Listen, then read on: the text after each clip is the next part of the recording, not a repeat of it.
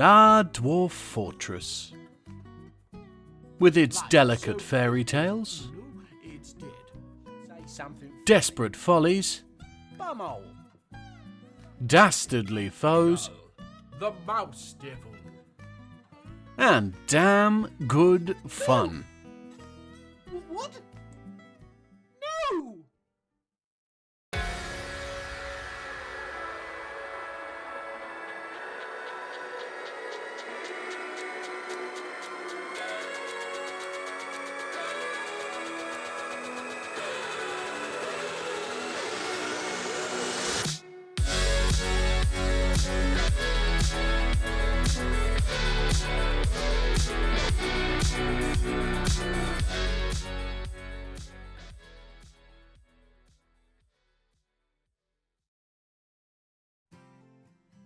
Tamilunudis Welcome one and all to Bust Blizzards, the only place on the internet where you can hear one man have a serious mental breakdown, then pass it off as entertainment. No, I'm fairly certain most content creators are doing similar. Check on your favourites now, before it's too late.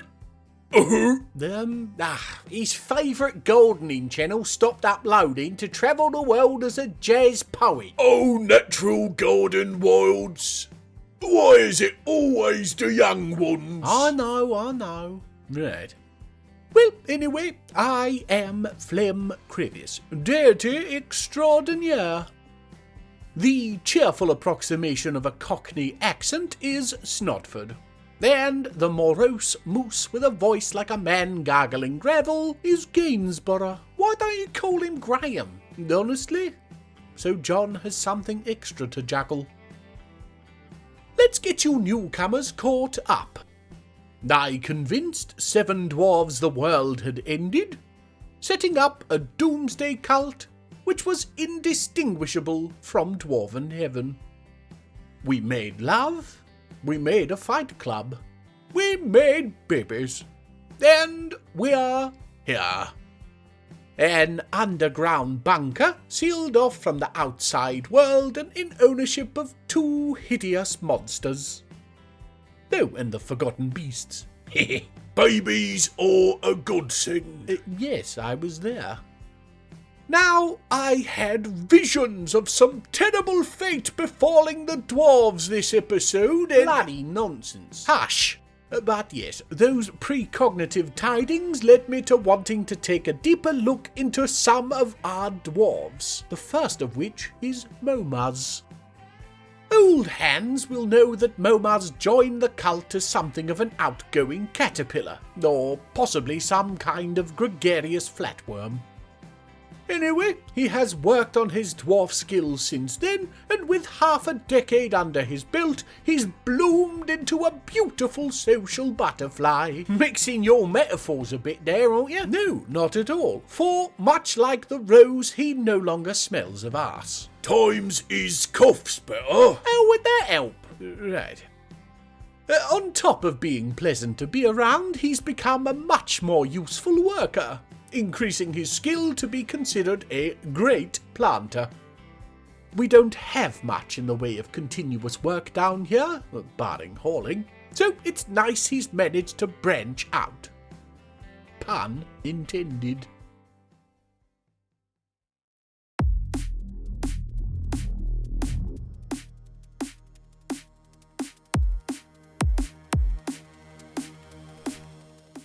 The duster I made to deal with the mess in Gainsborough's closet beast, Sanene Uthimi, has come. It was you? Yes, of course it was. Did you think the fairies tidy up around here? Not since they got unionised.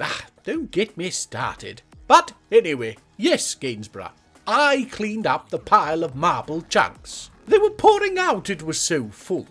The dust had started streaming out onto the landing. They were my grannies. Oh, dear. No, I'm sorry. I didn't know they held sentimental value. Well, you shouldn't have. No, Phlegm. I was working out which bits were which. Which bit? They were his grannies. Auntie Beryl is gonna pitch a tent. A fee. You were keeping your dead relatives in a closet? Snod said you keep skeletons in yours. Oh dear. Oh, I'll get to you. For now, Gainsborough, you will find your grannies in 4 sacks by the garden waste bin. That's for you lot. How's about we shake off some granny dust in a beast battle royale? And the fight commences. San Nene is more manoeuvrable than Gareth, though, but the shelled crocodile has the defence. Oh, it's going to be close. But, yes, San Nene leaves victorious, and as such gets to become the new Bust Blizzard's champion. Well done, that silverfish. Isam Tower Shields, the militia commander and a most stable and dependable dwarf. He hasn't been too focused on so far. Beyond his ability to manifest soup ingredients, he isn't anything like an interesting individual. He doesn't fish over much anymore, focusing instead on threshing and gem cutting, which are the bunker tasks we've set him to. In these, he is skilled. Quiet competence, 2 words that so perfectly describe Isam. Or so it would seem. What if I were to tell you that in fact, Isam Tower Shields was the progenitor of the surface apocalypse? The creator, father of the hellish end times that these dwarves have been forced to shelter from. I'd say scallops, because we know that it was all a lie you told to make this fortress happen. Well, yes, but he doesn't know that. Wait, so you locked him down here, thinking he's the reason they're stuck like this? And he's just got to carry that farcical knowledge until they happen to dig up or go mad to death? Yes. You could be a right heartless snob. As my father would say, people in stone houses shouldn't throw glass. You mean people in glass houses shouldn't throw stones? Who'd live in a glass house? No privacy in the winter and you'd melt in the summer. So, yes, Isam's stoic silence is down not to his strong will and want for quiet, but instead to his personal agony of believing himself to be the ender of his own race. Marvellous stuff. Moving on, and we have Ral Braided Manor drinking in a stockpile I created around goods previously dumped here from nearby crates to allow them to be properly transferred to their final and proper resting place in the factory. The things we do to have the most basic control over items in Dwarf Fortress. Of course, I made a mistake and allowed all items in the stockpile, so the dwarves decided right here in the hall was a great place for a battle of booze. And Ral liked it so much he decided to drink from it with his bare hands, rather than, again, using the mugs we store in the tavern for the booze we store in the tavern. If you're new to Dwarf Fortress and can't understand why your forts die in tantrum spirals so quickly, here is the reason. Dwarves are all manic depressives at heart and seek out those tasks that will most quickly make them miserable. Now that is bloody relatable. Quite. Oh me damn it, we missed Kogan's first steps. Now we're just watching him playing with himself after... playing by himself after grabbing some clothing. Well, shoes anyway. And that's both of our little boys grown up enough to start lugging rocks and... grown up enough to start transporting boulders. Bloody rock troll euphemisms. I don't get it. It's onomatopoeic. Lug, lug, lug, lug, lug, lug. Classy. Then why the hand gesture? It's not like the audience can see it. Given Mistum had my favourite child beard, you'd think I'd be less impressed by Kogan's, but no. Something about its cheerful ruggedness pleases me. Oh, and no sooner do the babies become boys than Attis and Thicot stop their no-touch timber month early and find blessed relief in the welcoming of the baby delivery mole. I am honestly getting scared of the escalation at this point, you and me both. And yes, not to be beaten this time, Attis and Thicot beat Aban and Ral to the third baby in the fort. Probably something to do with Attis valuing leisure time. Yes, I think that's enough entendre-ing for one verse, double or otherwise. Everybody welcome Iton Inked Crosses. So named because her father can really hit the spot. Oh, you can do it then. I'm a god, I'm clearly above any laws. And Iton is our first little baby girl, which just means we won't have a beard to admire. Or, well, maybe we will. Depends on if John can be bothered drawing one after the script has been started.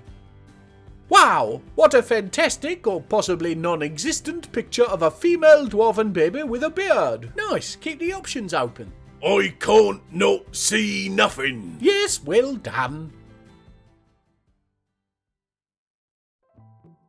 And we've had our first, for me sake, Dwarf Fortress moment, as whilst trimming stalagmites, Momaz and Ral did the old Bugs Bunny routine and cut the support out from beneath their own feet, tumbling down into the pot. See, if you'd called it a frying pan, there'd be a joke there about bangers in a pan, and yet we seem to still have gotten it.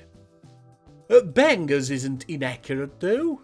Quite the multi-story tumble they just took, and yes, getting set up in the hospital. I think we might have a shortage of crutches and splints. No idea where they went. Maybe nicked by langers whilst we were still on the surface? Anyway, we'll get what little must be sorted done behind the scenes, and that certainly won't constitute 30 real-world minutes of stockpile searching, swearing and pulling out of here. Oh, and John's so proud of his hair now. Sadder than all that is this news. Hopper has died. Who is Hopper? Why, the cat that got into the evidence locker and spent 3 months doing its best Barry Allen impression while it murked all the cave spiders. Heart eventually gave out, and now here lies Hopper. The cat I forgot I named and only mentioned once in passing. Isn't it so sad? Don't give over, you never even knew it. What? No. Natural Garden Wilds just posted a selfie from the top of a treetop sanctuary with a haiku. No, now I've got to make a haiku. It says, potatoes once dug. Gift of voice soaring unbound. Calm tithe of parsnips. Yes, perhaps don't quit the day job. They already did. No, I meant John. And farewell, sweet Hopper. We knew thee not at all, really. And dealt with by the magic drawbridge. If I find that thing in my room, I'm gonna go spare. More sad news, though not really for us, more funny news really. Sodel Sensesrim has... Don't stop it! Sodel here has taken over from Cadol as our resident Wild Outpost Liaison. There can only be one apparently, as Sodel was previously leaving and returning just fine before Cadol snuffed it. So my dream of a field of gibbering madmen is not to be. One gibbering madman I may be in for though, as Sodel isn't as mentally tough as his predecessor. Stricken by melancholy, and langers before that, he now wanders the surface, clothing ruined, tatters in the wind. Oh, you can catch your death with your tatters out. Be more predictable. Our inability to interact with Sodel is a real bugger, because I'd love to catch him up in a little hut or something and protect him from the... Is that a giant bloody frog? No, just a normal-sized green tree frog. something the game is counting as vermin, hence my inability to set the camera to follow it, but drawing as a dwarf-sized creature of doom. Hey, that'd make for a great apocalypse. A world dominated by frogs. What's a green tree frog doing in a desert biome? Is best. Oh, and Aban and Ral, not to be outdone, have licked the block of frozen dog food down to find the key to the trap door above the happy time play pit Ral frequents for completely innocent reasons to allow them both to call upon the baby delivery mole. Wow, it's not as bad as it sounds. The dog eats the same thing as everybody else anyway. That's rough. No! Ha! That felt weird. Anyway, here we have little baby asses. Parents can be so cruel. Ah.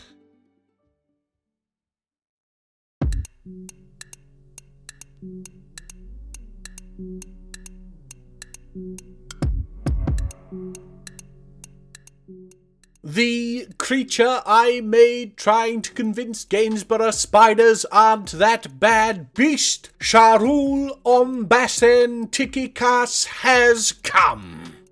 Did it work? I don't like the game one, but extra chicken legs always gets my vote. Well, he's not smashed the door in running away, so I call that progress.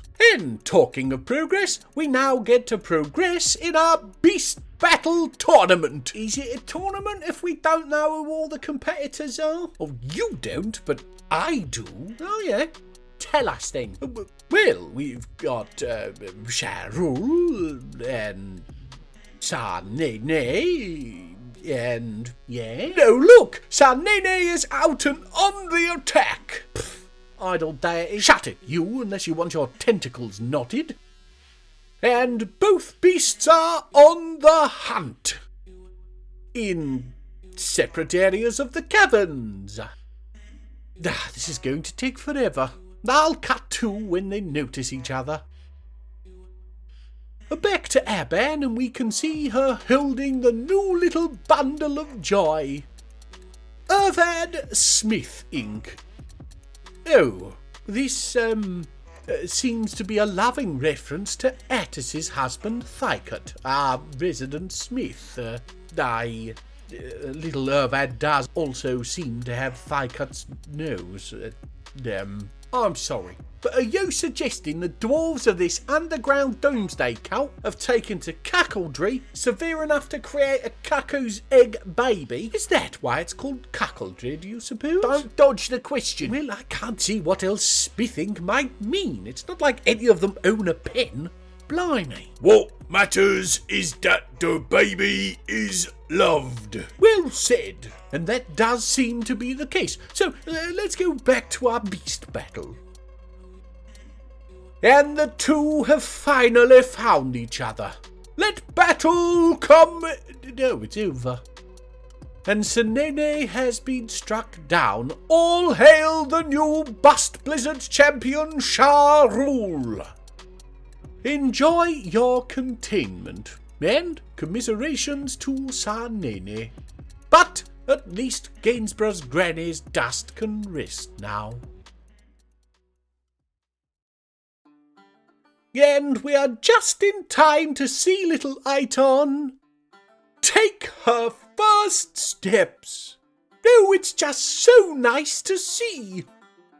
As previously stated, no beard to admire in-game, but as my father used to say, there's no use combing over spilt milk. He is a bit of a silver fox, your dad, ain't he? Take it he's bold him, sad but true.